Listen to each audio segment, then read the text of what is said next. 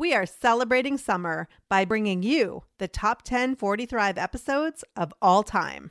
This week, number 9.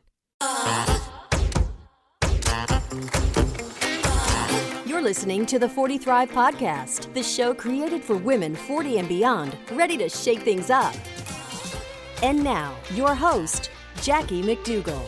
Welcome back to another episode of the 40 Thrive podcast. If you're looking to feel your absolute best without beating yourself up over being perfect, this is the episode for you. I'm talking with Courtney Townley, wellness expert and host of the Grace and Grit podcast, who you may remember from episode 7. If you haven't heard that one, be sure to check it out at 40thrive.com/episode 7. It was packed with a lot of great tips, advice, and just gems that we can take with us every day. I got some great feedback on that episode, so if you haven't checked it out, head on over and listen to that one after this. What I love about Courtney is how she's evolved her business and her message into so much more than nutrition and exercise. Courtney takes such a gentle, holistic approach. She is the go-to expert, whether you're at the beginning of your new health journey or you're looking to up your game a bit and you've been doing this for a while. Courtney focuses just as much on mental health as she does on the physical, which I have to tell you is a bit ironic. As I was recording this episode with Courtney last week, little did I know I had a pipe burst in my house causing over $20,000 in damage. Seriously, it was all happening, and I was completely clueless chatting with Courtney in my home office on the other side of absolute chaos.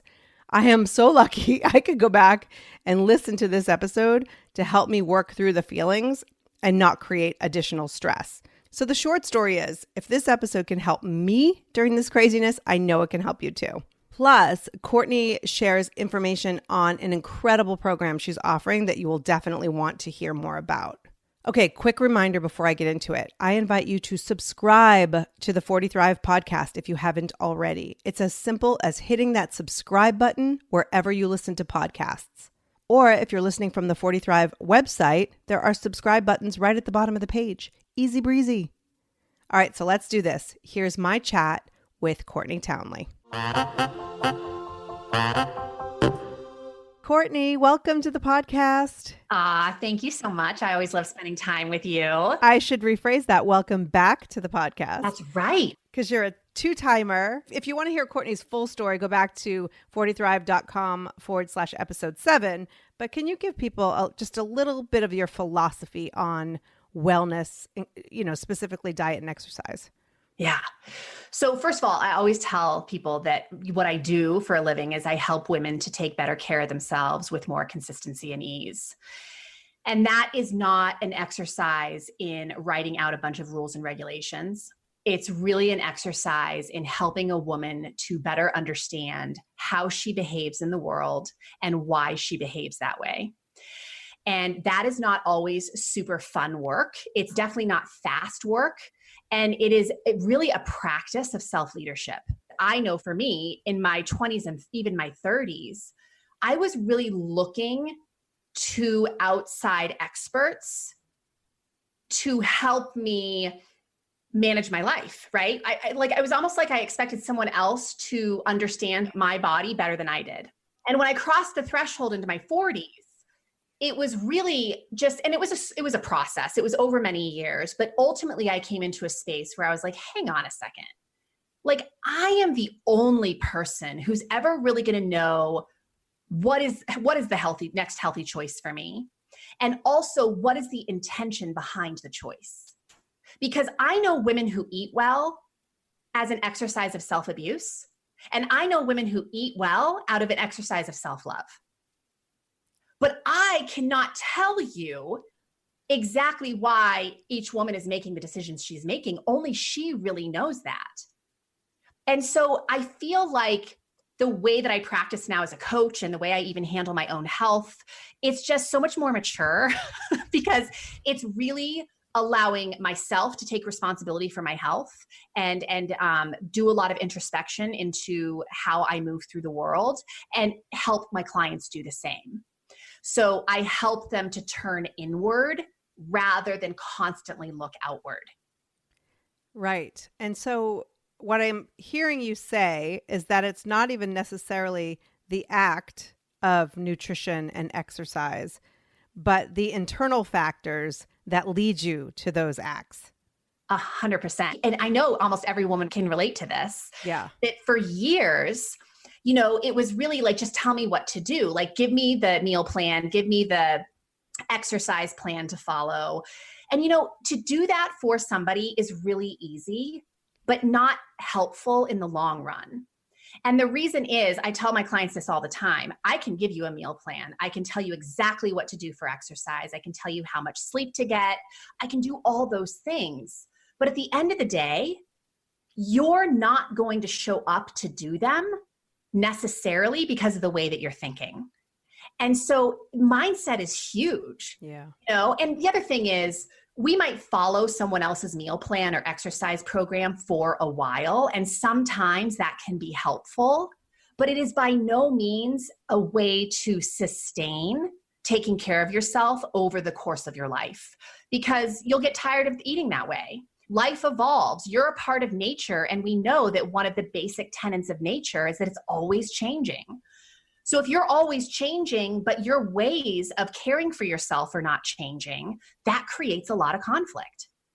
Absolutely. I mean, what we're doing in our 40s, 50s, 60s does not look anything like what most of us were doing in our 20s and 30s. Nor should it.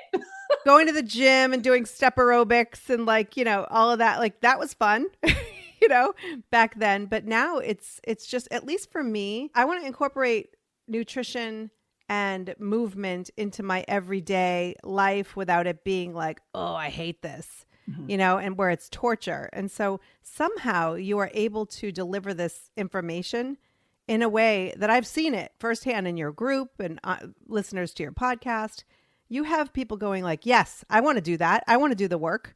How do you do? What is the sorcery that you have people actually like wanting to do the work, Courtney? Yeah. You know what it is? It's tapping into the pain point that women are just so tired of the spin cycle of chasing these diet programs or exercise programs that require super intense measures in short time frames that might work if they work at all, but they're definitely not sustainable. So they have to do it over and over and over again. And they sign up for the next thing and the next thing and the next thing and the next thing. And really, if it was working, they would never have to sign up for anything else again. And so I think when I first started out in like having this conversation, it was very uncomfortable because I felt like nobody was having it. It was like I was the fish swimming upstream against the diet culture. And I still feel that way. Like I always joke that if I just sold cookie cutter programs, I could make a lot more money, but I couldn't sleep at night if I did that. Right. And I do think more and more people are starting to have this awareness that constantly looking for outside perspective on how to take control of our own life is not really the pathway. We have to go in and get to know ourselves and start making some decisions about what the next best decision is based on what we know. And that requires getting into the arena with experimentation. And nobody likes that because people want to know if I'm going to apply the effort, I want to know that I'm going to lose X number of pounds by the end of this week. Right. And I'm like, okay, but if we do that, at some point, your inner toddler is going to push against all this stuff that I'm telling you you have to do to accomplish that. Right. So if we were a little bit more willing to go slow and steady and get to know ourselves and drop the freaking timelines and realize that health is not a finish line to cross, it is a lifelong practice. And every day we just kind of have to recommit and realign ourselves to the practice. And that's really what I teach women. And I think I am able to get women on board with that because they realize, if they're self-aware enough, that what they've been doing isn't working. It's really never worked, but it's what our diet industry sells. And so they keep buying into it because we have been conditioned to buy into it. Right. But, you know, one of the things I love, though, about your teaching, first of all, is you spell it out like it requires work. But it's not 24/7. You live a nice life. You enjoy yourself. You may have a drink here and there or, you know, get the dessert or whatever it is. And you don't lead people with this, like, you have to change everything and be a size 2. you really look at it as a holistic approach. Has that always been the case for you? No way.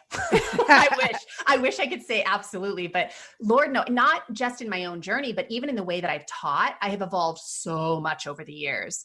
I mean, there was a time where I was I wrote out every detail of a woman's plan, and it worked really well for fat loss. But the problem is it cost them their mental health, because it wasn't really in line with what they wanted for their life in terms of the other things that are important in their life. They felt like they had to sacrifice too much. And ultimately, it wasn't sustainable, because who wants to food journal down to calories and macros for the rest of their life? Right. I didn't. Me. So why would my clients? Right. But because when I was younger, that was a pathway that, when I thought aesthetics were everything, because I thought aesthetics defined health. And of course, now I'm a little bit more knowledgeable, and I realize that health comes in every age, at every age and size, right? But so does illness.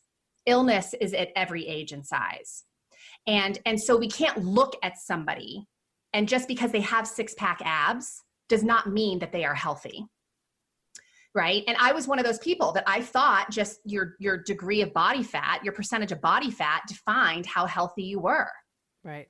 Until I realized, and this was after I had my son, I was 34, 35, and I was just bowled over as a new mother. And my body was not bouncing back in the way that I expected it to. And I just realized that my priorities had shifted, and I didn't want to spend all day in the gym or all day prepping my food. And so how could I still be in an amazing state of health and be present for the other areas of my life that also mattered? And that's really where I think my definition of health started to expand. And then, of course, I just started to pursue so much other education to really better understand behavior change and what's really required to change behavior. It has been a very big learning process for me, which is why I teach it, because I've been there. Right. And I've seen you, even just in the couple of years that we've known each other, it's been quite a twisty little journey as far as, what you put out there and how you've grown. And I love watching that.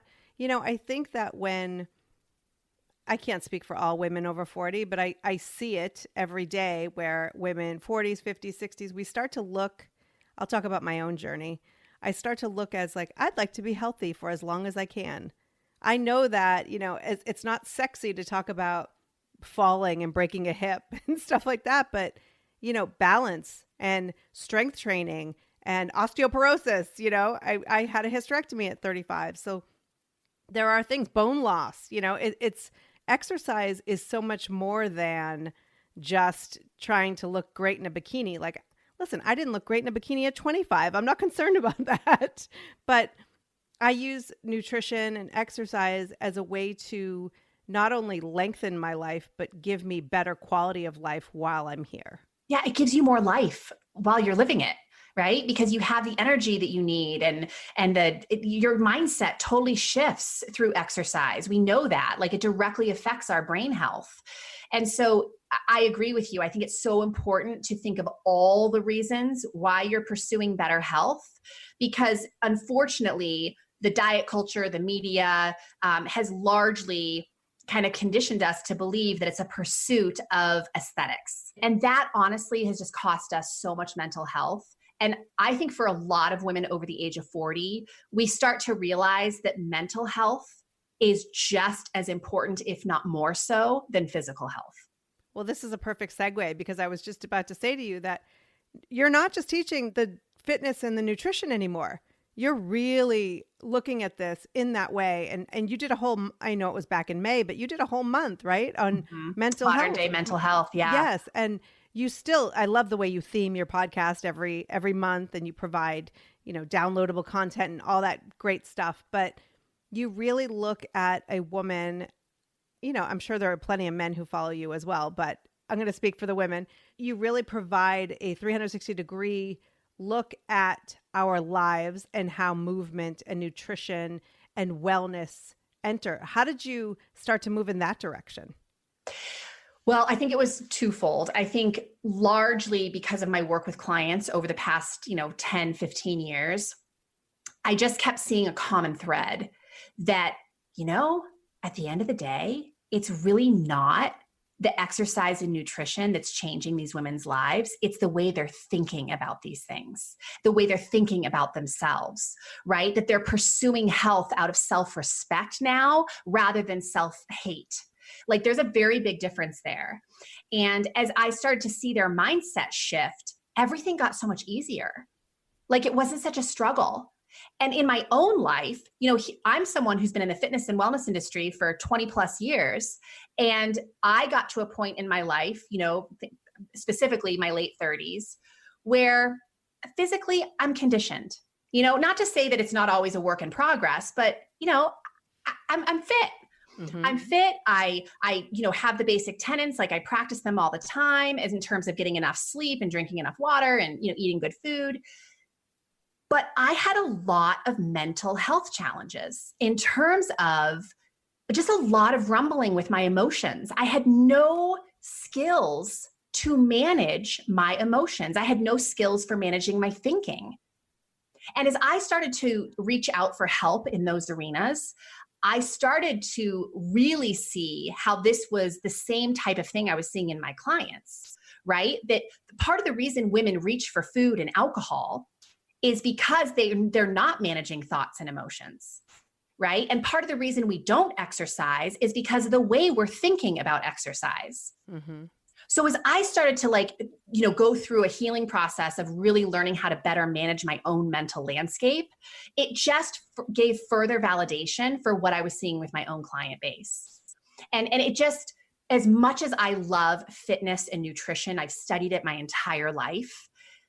I really, at this age and stage of my life, and with all the experience that I've had over the years, truly believe that at the root of most health challenges in terms of, being able to be consistent with these behaviors that we know are health promoting is the way that a woman is thinking and her capacity to manage her emotions. And to me, that is all an exercise in self-leadership. I love how you use, self-leadership, because how many of us are out there leading others, whether it's at work or families or whatever. But, when it comes to self-leadership, it's like it all just falls to the wayside, So I love that you use self-leadership, because if we're not managing these thoughts and feelings, and I, first of all, have a lot of respect for you putting yourself out there and your challenges out there and what you were going through, because I think it makes you more relatable and it helps your clients understand that you're not on this pedestal and just teaching them because you're perfect, but that you've been through some of these things and that you've been through these challenges and you could understand it. But I think for anyone, I haven't studied fitness or nutrition for 5 minutes, really, but I know for myself, I am never in great shape when I'm beating myself up about it, when I'm not processing things that are happening in my life and just trying to shove them down. When I'm feeling anxiety and my energy is like way up and I have a glass of wine to bring it back down, then I'm down. And then the next day I'm up, and it becomes this vicious cycle of trying to manage and be in the middle when there are other ways to cope, believe it or not, And so I think that it's really important to have these conversations about how to cope with things that happen in life and how to process emotions and how to actually feel them.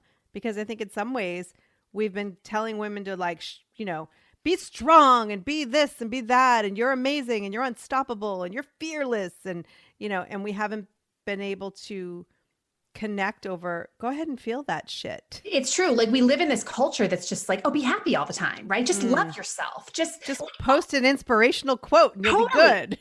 And so when we feel less than happy or less than in love with ourselves, we really judge ourselves because we're feeling like something's wrong with us. And really, I think most people know this on a deep level if they really go in. That negative emotion, I don't even want to call it negative emotion, but the more difficult emotions to feel are a part of the human experience.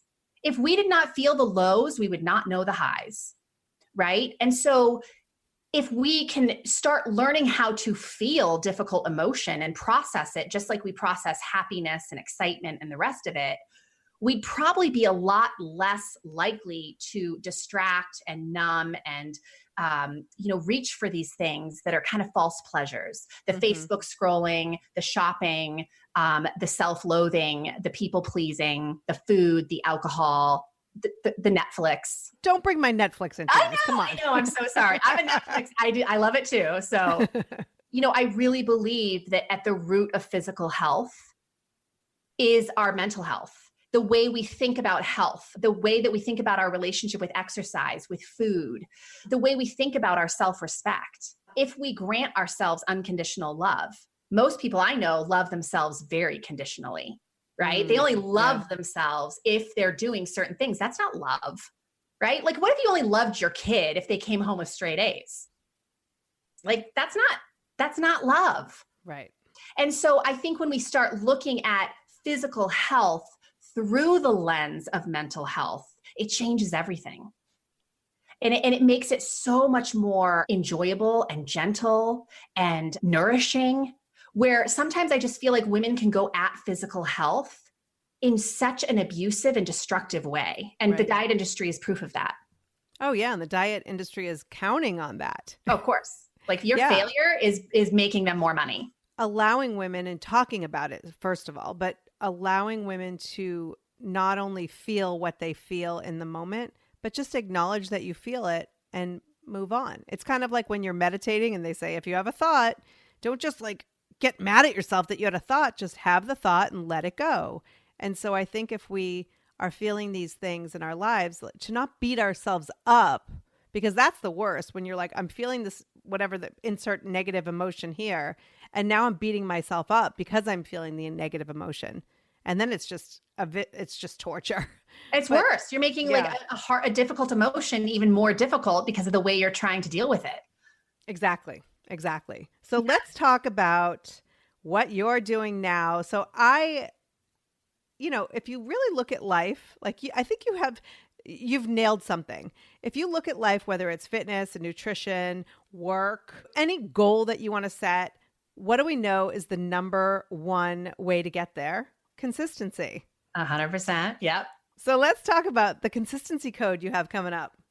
Yeah. So consistency code is really like my program. Like that's like the main program I encourage people to take with me. And the reason being is that, the diet industry again has indoctrinated us to believe that if we fail using one methodology, because we take a misstep, we don't do it perfectly, that we should sign up for something else, right? Or we have to start over. And I don't believe that at all. And you brought up this example of meditation, which I love because I talk about this a lot with my clients. Meditation is a practice of giving yourself permission to begin again. And sometimes in one 10-minute meditation, you will begin again 45 times. Right. Word proof right here. Meditation teaches us the grace of just beginning again. Don't get caught up in the drama that you did it wrong. You don't have to make a big storyline about it. Just begin again. And that's kind of how I feel about the health journey, is if we just need to grant ourselves the permission to begin again. And I wouldn't even say it's like starting over. It's just a practice of realigning. And I teach these 5 tenets. Okay. The 5 tenets are basically, we need to honor sleep, recovery for the human body. And there's lots of reasons for that. We need to honor that our body needs a lot of nutrition in order to function properly. We need to honor the fact that our mind requires management, right? If we don't manage our mind, it's like a toddler running around with scissors. It's not going to end well. Okay. We need to honor our need for hydration. And we need to honor our need for movement. These are the basic tenets that I kind of always come back to with my clients. I call them the basics. And if you think of anyone who has mastered anything in their life, any kind of skill, like think of an athlete. Athletes master their sport because they have repeated the basics hundreds of thousands of times. And it might look to us like they're now doing really complex things, but those complex patterns are built on basic skill sets. Right. And this is what I really encourage women to think about, like in terms of their health journey. I see women gravitating towards, keto and intermittent fasting and all of these, and I'm not saying none of those have a time and place, But unless you're doing the basics on a regular basis, I feel like it is too extreme of a measure for people to really sustain over the long term. If they were just consistent with the basics, they would likely create a lot of outstanding results in their life. So how do we learn how to become consistent with the basics? And I teach this in 4 parts. And the first thing is the practice of awareness. And everything is a practice, by the way, because the diet industry kind of teaches you, again, that health is a finish line, that it's just like a temporary commitment and then you're going to arrive. Right. And I teach people that no. This is a lifelong practice. It is work you will commit to every single day for the rest of your life. So we better freaking enjoy it. Okay? Because that's a long-term commitment. It's like your marriage, right? It's for life. And so you better pick the right guy. And I also want to say here, I discern between superficial health and deep health. Superficial health to me is just creating a big result in a short time frame that you can't sustain. Because to me, that's, in many cases, it's not even healthy because of what you had to sacrifice in order to achieve it. That's superficial health. Deep health is really the work of going in to decide what the next right step for you is. It's a practice of developing that self-leadership, right? To create these results that you can mostly sustain the rest of your life because you have a practice that you're engaging with every day. Right. So we develop a practice of self-awareness to see where the gaps are in our life. Like, where are the places we're falling short? And this is not an exercise in self-judgment, by the way, which a lot of women will use it as. It's a judgment in curiosity and getting to know yourself better. We're not perfect. No human is perfect. I know we'd all like to be perfect, but if someone tells you they're perfect, come on, that's weird. Yeah. And the expectation, though, that we put on ourselves to be perfect is bizarre. It's bizarre. And you know what makes us so fascinating and beautiful is our imperfection. It really is. Like, I love people that are just messy and have fascinating life stories and have just had some really juicy journeys.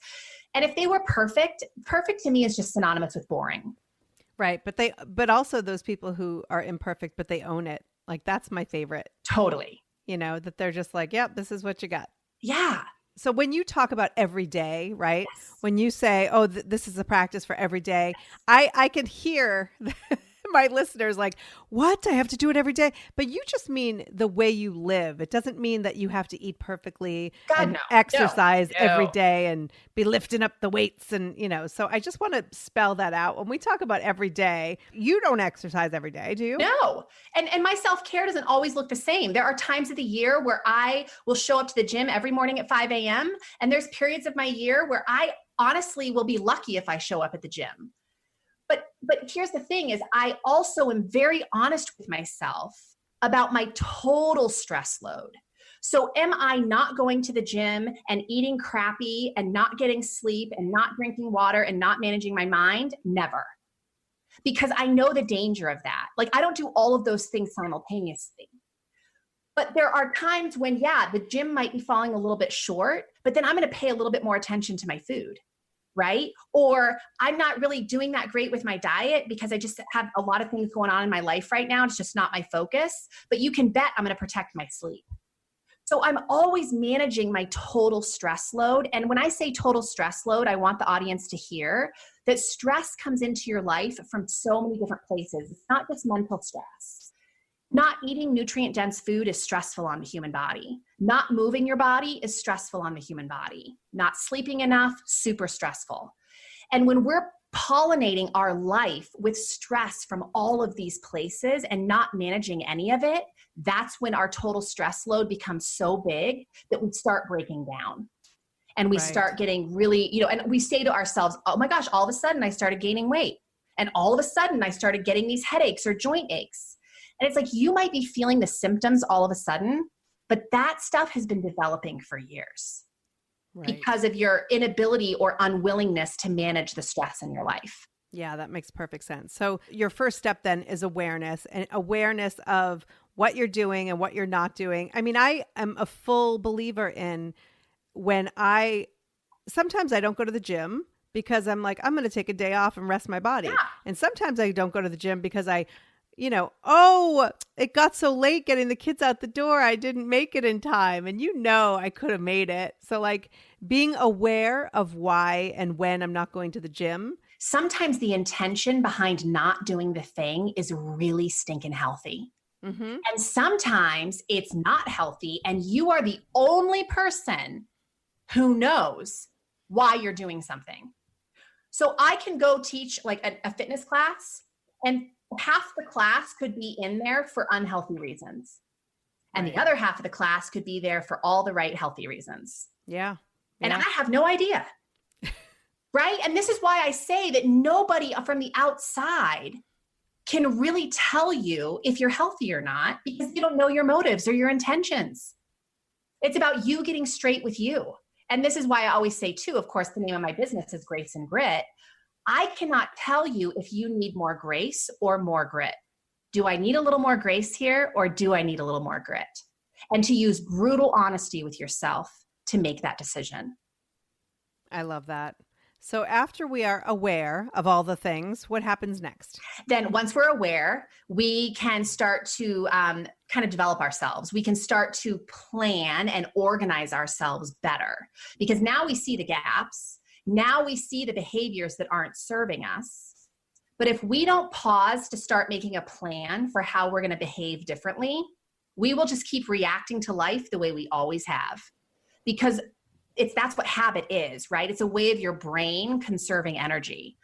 So if you do not pause to reorganize your life based on your values and structure your day so the things that you say matter to you actually show up, none of that's ever going to change. You can say that you want to change that, but it'll always just stay a pipe dream. So we move into the practice of organization. And organization is organizing your time, organizing your schedule, organizing your food, all of that. What do they say? If you fail to plan, you plan to fail. Yeah. And I have to say, and I tell this to my clients all the time, 20 years into my own practice, I will tell you that the days that I don't pre-think my food, I don't do nearly as good as the days I do. And this is 20 years later. Yeah. And so do I plan every day? No. But do I acknowledge that the days that I plan do roll better for me? Absolutely. So I do it more often than not, because it's something that I've identified as being very nourishing to me, not just from the food, but from the behavior of planning. Well, and there's something really freeing about having it planned in advance. So, this is so related and yet unrelated all at the same time. I read an article one time that and I have a friend who does this, where if you wear like the same clothes all the time, you can save all this brain power. Not the exact same clothes, but if you go and buy multiples of the same outfit and then they just wear that, like, have you seen those people? And well, some of the most successful people in the world do that. They have a uniform. Yes. So you have to decide. Exactly. And so imagine doing the same thing with your food, where it doesn't mean that you can't have any variety, but but what your food is, like how much brain power. We're so overwhelmed and taxed. How much brain power would you actually be giving yourself back by planning your food in advance? Yeah, I call it decision-free living, right? It allows you to live more freely because you pre-decided some decisions. That's so much more impactful and effective and efficient the way you just said it than me. Well, I mean, it is decision-free living, but here's the problem with it. And this is why women don't do it. First of all, they have a storyline in their head that's super time-consuming. And I had the same storyline in my head for many years about paying my bills. Like, it takes too much time. I hate doing it. It's awful. It ruins my day, all this stuff. So do you think I sat down to pay my bills on a regular basis? No way. But when I actually finally had to sit down to pay my bills, because bills were due, how long do you think it took me? All of 15 to 20 minutes. Right. And finally I saw that pattern enough that I was like, okay, Courtney, come on. The amount of time it's taking you to pay your bills pales in comparison to the amount of time you are wasting making up this storyline of how hard it is, and all the regret and remorse that you have for not having more authority over your finances. Right. And I think mine is the post office. If I have something to send you at don't ever leave a sweater at my house. Let me just tell you that, if you don't live close. Good to know. Yeah. because you're not getting it until the next time you come to California. But yeah, it's one of those things that like, oh, and I used to do that with homework when I was a kid and in college. I would spend more time worried about the homework. Oh, I got to do the homework. Than I could have just done the homework. Yeah. So it's what I call it energy leak. It's like an energy leak. Like it's a time leak. You're wasting all this time telling stories, making up an elaborate storyline when really you could be using planning as a time warrior, which is basically 5 to 10 minutes of just jotting down on a piece of paper what you're going to eat tomorrow. So tomorrow you have removed a ton of decisions from your brain. I read a statistic recently that by noon, an average human has made about 35,000 decisions. Wow. Okay. So at the stoplight, do I turn right or left? What do I wear? What am I making for breakfast? What do I have to do? Right. It just starts from the second you wake up. 35,000 decisions by the time we reach noon. And where do you see most people making the worst decisions around food and exercise? In the afternoon and evening. Oh, yeah. And that's called decision fatigue, my friends. And it's nothing personal. There's nothing wrong with you. We don't have to have an elaborate storyline. We just need to recognize that humans don't do their best thinking after like noon because your poor little brain is on overload. And so how do we help out the brain? We pre-decide. So I know what I'm having for dinner when I come home tonight because I already pre-decided that this morning. What are you having? We're having a Instapot. It's tacos. It's tacos in Instapot. It's super good. It's so easy. Can I tell you just right now? Please. Okay. Yes. I make a little taco seasoning. So it's like a little oregano, a little paprika, some chili powder, garlic, onion, like the basics that you would have in a taco seasoning. And you can look online to find a taco seasoning. And then I put my chicken breasts in the Instapot. I dump a can of salsa on top with my seasonings, and I turn it on for 14 minutes on manual high. And then I shred it, and my entire family thinks it's like the best thing ever. That sounds delicious. And then you just have like cheese and lettuce and stuff on the side or whatever. We have little condiments on the table. And then of course my son likes wraps. And sometimes I'll put my meat over a salad. I might do tacos if I'm feeling in the mood, with my shell. But yeah, it's just so easy. And I also make a ton of it. And this is a tip that I want everyone to hear. Whatever you make for dinner tonight, try to make extra because that's your lunch tomorrow. Exactly. That's great. And I love the Instant Pot. I'm telling you right now. Me too. I'm going to link to one in the show notes if you don't have one. But like, I have to add that you can buy, at least for me, I get the frozen chicken. Yeah. The breast at Trader Joe's. And I just open up the bag and I dump it in frozen. And then you only have to put 30 minutes. Amazing. And it goes from frozen. I'm like, the Instapot is a girl's best friend. I am really convinced. It has saved my life, and I cook in it at least 2 or 3 times a week. So yes, I'm a big fan. But we have got to get over the drama of, like if we were going to take a once in a lifetime trip, would we consider not planning for that? Right. No. Like, come on, this is your one shot at life. Like, why wouldn't you make a plan for how you're going to rock it? Right. It doesn't have to be so serious. And so like, I think some people think if they're organized and they're planning, like you're not spontaneous, but how great is it to have the ability to be spontaneous in other areas because you don't have to use your brain power for this. Totally. So this is great. So now we're aware. Yeah. Now we're organized. What's the next step? Okay. So we all know those women, and you may be one of them, who we get organized, and it's like we put everything on our calendar and we color code and we get the right pens and the perfect planner. And then we don't show up. We don't follow through. Right? So the next practice is the practice of follow through. Okay. Okay. So you made the plan, you got the food, right? You know what you're going to do to move your body today. You know what time you plan to go to bed. Are you going to do it or are you not? That is the question. Right. And in many cases, you will decide not to follow through. And I call that rationalizing, negotiating, and compromising yourself out of the work. And the reason we do that 150% because of the way we're thinking. Mm-hmm. The way we're thinking about obstacles that show up in the day, the way we're thinking about our fatigue, the way we're mismanaging our emotions. And so we're not showing up to do the work. And you know what? The best laid of intentions have zero effect if you don't actually do the work. Yeah. I always say if something's optional, I'm not doing it. Yeah. Right. I'll just tell you right now, if it's optional, it's not happening. Totally. And how many of us, actually, like we would never consider not showing up to an important meeting for somebody else or a client call. Like that's just horrifying to even think of. Right. And yet, like, why aren't we the most important client of the day? Right? We should be, and we should be treating ourselves that way, which means we show up regardless of how we're feeling, right? Regardless of what storyline we're telling ourselves in our head, we show up to do the work. And of course, that is largely the work I do with my client base, is helping them to manage emotion and manage thinking so they follow through with more consistency. So the way that I like to think of consistency is this concept of structured flexibility. We have structure, and we are a little bit flexible within that structure. Let's just say that you made a fierce commitment. You decided that you are a morning person and you do go to the gym at 5 a.m. every day. But then one day you have a meeting and you obviously decide that you can't do your workout that day. Okay, that is the exception, not the rule. Right. But most women are making that the rule, that every day something comes up where I can't work out. And it's like, oh, come on.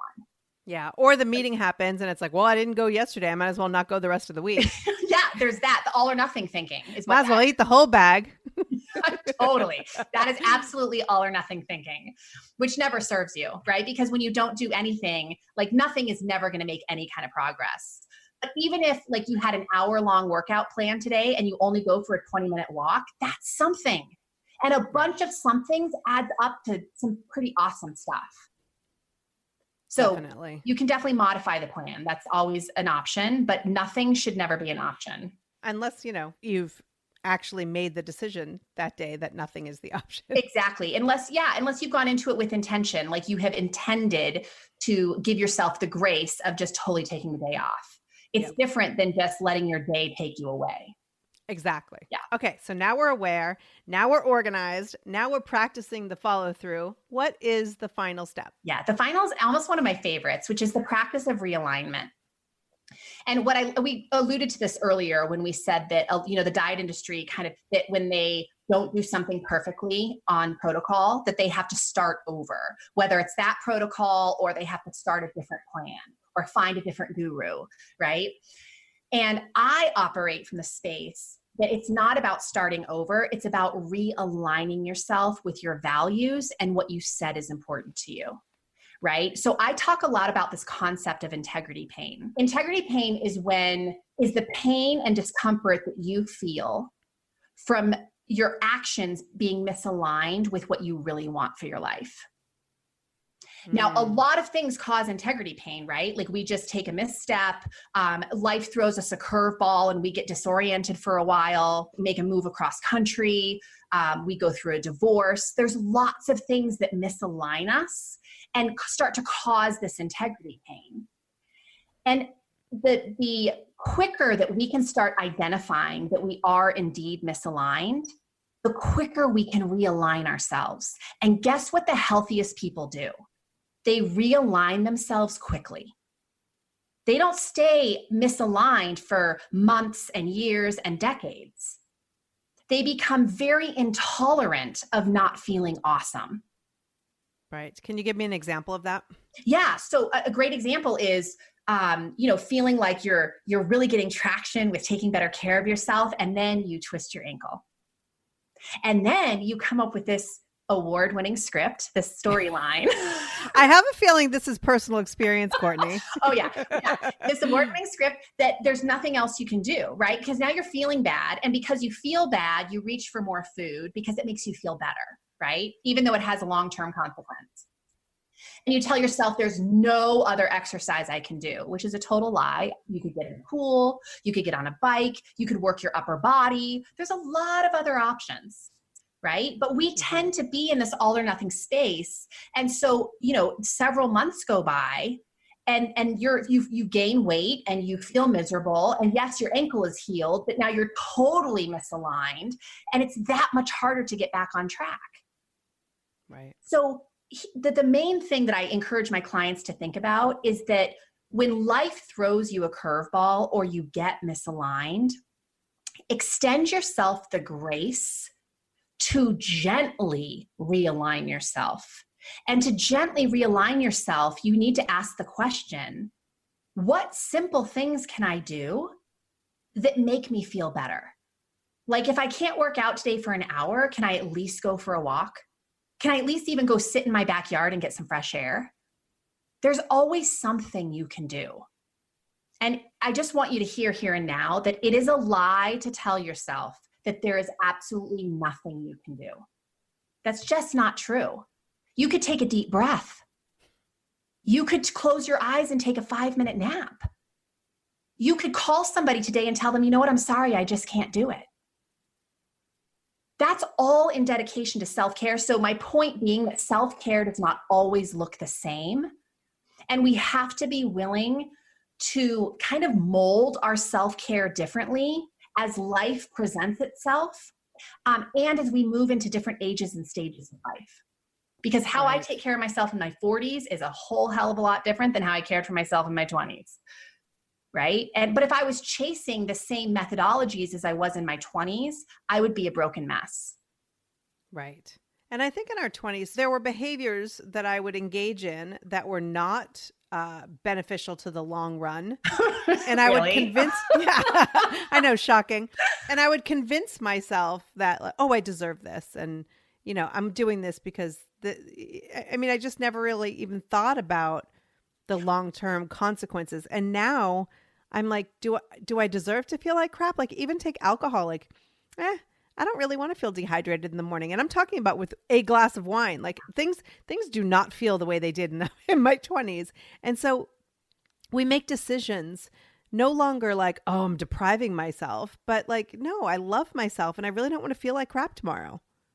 Well, realizing now, I think age is really beautiful in that it really makes you more sensitive to the consequences of your actions. Yes. And youth, because I do work with women in their 20s, and it's interesting because they often will convince themselves that they're getting away with a certain behavior, right? Because youth is kind of on their side. And I always remind them that, you know, research is kind of showing us that a lot of these chronic illnesses that are developing in our 40s, 50s, and 60s are actually developing in our 20s and 30s.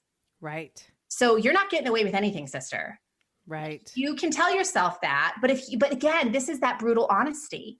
I truly believe if people go in, they know if something is healthy for them or not. Somebody that may be very nutritious to me in terms of spending time with could be incredibly depleting to you. Right? I can't assume that just because she's healthy for me to be around, she's healthy for you to be around. Right. But I feel like that's how people kind of operate in their youth, right? It's just like we get in this mentality that we're getting away with things and that like everything is just a broad stroke, like it's black and white. And as we get older, we just realize that, it doesn't work that way. Yeah. And we think we have all this time. So this was years ago, probably 5 years ago. I was on my way to Catalina, which is a little island out of LA, you know, and I went into the bathroom and there were these like really young girls and probably early 20s and obviously came from the beach or whatever. And I looked in the mirror and like my chest from all the sun exposure is just like, if I had known, or in some way I sort of knew, but I actually turned to them and I said, use sunblock. Look at this. I was just like, don't be stupid. You think, oh, it's just a little pink here and there. Like, put your damn hat on and wear some sunblock or you're going to look like this. Like, but you're absolutely right that some of the decisions that we're making, even let's just take the age and stage we're at now. I'm 48. The decisions I make right now are going to make a huge difference when I'm 58 or 68. 100%. So this isn't just like how much you weigh today or whether you went to the gym. Like, these are long-term decisions we're talking. It's so true. I think part of what propelled me to stay in this profession and specifically do the work that I do now is I was working with the 40 plus population in my 20s. And so I was exposed firsthand very young to the long-term consequences of certain behaviors, because I saw some women moving through perimenopause and menopause so beautifully. And I saw other women moving through like a tsunami, right? Where it was just like, it was terrified me. My mother being one of those people where I was like, oh my gosh, once I'm 40, my life is over, you know? And now that I'm in my 40s, it's like, okay, like it doesn't have to be this way. Right. And I think I explained this in the first podcast that we did, but I think it's important to reiterate. When we move into perimenopause and menopause, what's happening is, you know, estrogen and progesterone are declining. And you know what estrogen and progesterone are really good at helping us do is manage stress. So now we're living at the most stressful time in our life with the least amount of help from the hormones that help us to balance cortisol. And then we wonder why things are going haywire. And we say to ourselves, like, I don't know what my body's doing. It's just not my own anymore. Right. But it's what I think is so beautiful about perimenopause and menopause is it kind of forces us to look at how we've been managing stress in terms of exercise, sleep, mental stress, all of it. Right. Because it affects your hormones. Your hormones are so much more sensitive at that age and stage of life, which we can get really worked up about and really frustrated about, or we can use it as an opportunity to be like, oh, I better treat myself a hell of a lot better if I don't want to continue feeling this way. And it's an act of self-care, not deprivation or, beating yourself up, but just honoring yourself, your body, your mind, your spirit. It is. And really, exercise can very easily be distress in a body that cannot handle more stress. So you give me a woman in her mid-40s who works 14-hour days, who doesn't eat hardly at all because she never makes time to, or the food that she eats has no nutrition in it. Lots of mental stress, never drinks water, drinks lots of alcohol, then tell me that she's going to go through that stage of life gracefully. Like, no way. Or you give her exercise. She comes to, because I've had this exact person many times, say, give me more exercise to do. And I'm like, whoa, sister, the last thing you need right now is more stress. So you can go take gentle yoga. You can go for a swim, go walk your dog. But am I going to tell you to like lean into cardio hard or do heavy weight training? Lord, no. Because I'm only going to create more of a problem. So why don't we work on recovering your system first? Get your hormones balanced, get your energy back, fortify your system before we put more demand on it. I love that. So these 4 key areas, you guide people through them in your program? I do. In the consistency code, we spend a week on each of these areas. And I teach an hour, I teach a full session, kind of a master class for each one of those practices. And then I give people a lot of support through podcast episodes and PDFs, and I give them a lot of guidance for how to start implementing those practices. And then we have a lot of coaching calls during the program to keep people accountable, to ask questions, to get support. And I feel so strongly that for every person I work with at this stage of my career, this is the core of what I want them to know, which is why I developed the program. Yeah. And it's amazing because it sounds to me like this program is not just for those who are trying to start being better at nutrition and movement and all that, but it's really great for anyone, no matter where they are at the stage. Totally. Because again, health is it's an ongoing practice the rest of your life. So whether you're maintaining or you're trying to improve or you're trying to fine tune, it's all the same stuff. So it's a 4-week program. People sign up and they work directly with you. You've got these coaching calls. Wait, so I know you had told me before, and this was like blew my mind. In weeks 2 and 3, you actually have a daily coaching call that you offer to people? We do. I do what's called a planathon, where every day I give you an opportunity. It's in the evening.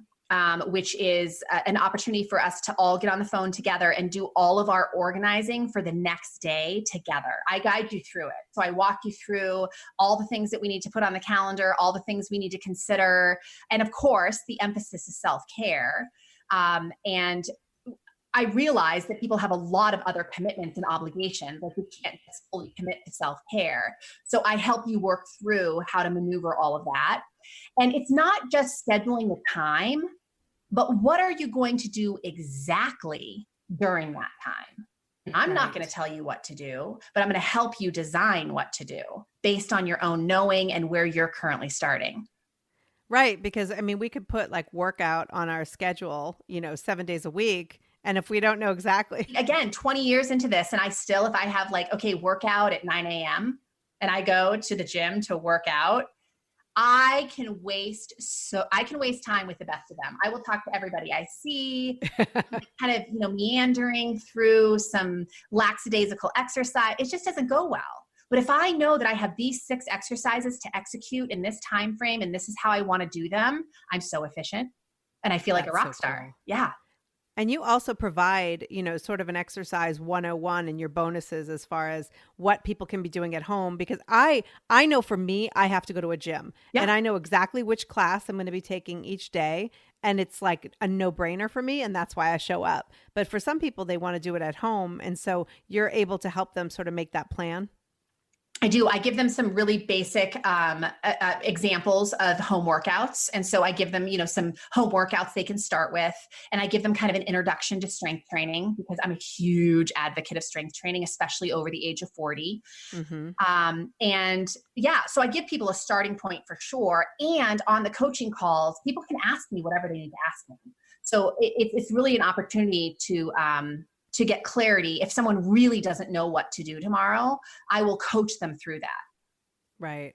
I've worked with so many women where I've told them over and over again, like, it's extremely hard to reach a goal or to get better at something if you don't have community, which you're providing, and accountability. Yeah. Accountability is so much of the game, to be able to show up and to say, this is what I'm going to do. And then have someone say, hey, did you do it? We're especially women over 40, we're so worried about disappointing people. It's like, use that to your advantage. Yeah. That, get into a group, get a coach, do the, the consistency code and get that accountability because we don't want to disappoint anybody. It is. It's giving yourself the permission to carve out the time and space. And when you have like a call to show up on, it helps women to start carving out the time. And then when the program is over, usually women are seeing such a benefit to creating the time that they're going to keep up with it. Exactly. And I love that you're not like, hey, give me 6 months of your time and I'll teach you this. Like it's a reboot. It's like an ability to really look at what you're doing, set a new plan, put that plan in place and tweak along the way. It's amazing. And these are exactly the things that anytime you feel like misaligned or frustrated, these are the 4 practices that realign you. So when my clients get on the phone and tell me what a horrible couple weeks they've had and all these things have happened, I'm like, okay, are you planning? Are you following through? Are you like, we go through all of this and we figure out like, if they're not showing up to follow through with their plan, why aren't you? If you're not making a plan, it's no wonder why you're not doing the work. So it becomes really crystal clear why we're feeling so out of control when we're not engaging with any of these practices. Right. I just think that this is a great opportunity. We're in September. The kids are back at school. It's time to really put ourselves first. We've talked about self-care on this show many, many times and in many forms. And I think that self-leadership, like you talk about in the discipline, is such a form of self-care that it's not about like going to get your nails done. It's about being the best you and feeling really good in your body. And I just love that you're providing people an opportunity to work with you in this way that will really give them that boost. And going into the holidays, I mean, I know we don't want to think that the holidays are right around the corner, but how amazing would that be to go into the holidays, like having control over, like, I know what I'm doing and not allowing everybody else's stuff to get in your way. For sure. And I'll tell you, the majority of my clientele are women who have built really successful lives in many ways. They have amazing careers. They've built incredible families. They're very high achievers for the most part. And they've gotten to those levels of success in their life by sacrificing their self-care. And what's interesting is that the same things that created the success in the other areas are the same things that will bring success to their health, right? Again, it's that whole self-leadership piece. And so that's really what this course kind of drives home, is it gives you a pathway for starting to develop that self-leadership in the health arena. And I believe so much in everything. You know this, like ever since we met, like if you have something going on, I'm like, please come on and tell my people. If women listening are really looking for something that's counter to diet culture, like they're really ready to ditch diet culture and really learn how to improve their health or sustain their health in a way that is practical and very personal, right? Because we really honor who you are as a person and where you are and what the complications are of your personal life. It's a very customized approach because you're making the decision. I'm just giving you a pathway for making sure that you're making decisions and that those decisions are in line with what you truly want for your health. I love it. It's just a great way to finish out 2019 strong. I agree wholeheartedly. And you know, I'm a huge supporter of 40 Thrive. So thank you so much for having me on. Awesome. Thanks so much for being on. Thank you. Are you interested in working with Courtney? Check out her free masterclass. She's sharing how behavior change really works so you can reach your health goals with more ease and grace. And if you like what you hear on that, you can continue to work with her. She is absolutely amazing. I cannot say enough. So check out 40thrive.com/episode 38 to connect with Courtney. Thank you so much for listening. If you liked the episode, please consider sharing with a friend. You know the one, she could use the encouragement right now. Until next time, take care and keep thriving.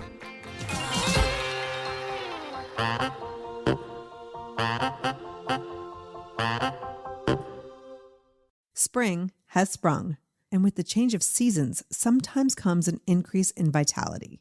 If you're feeling in the mood for a little more personal time, may I suggest Coconut.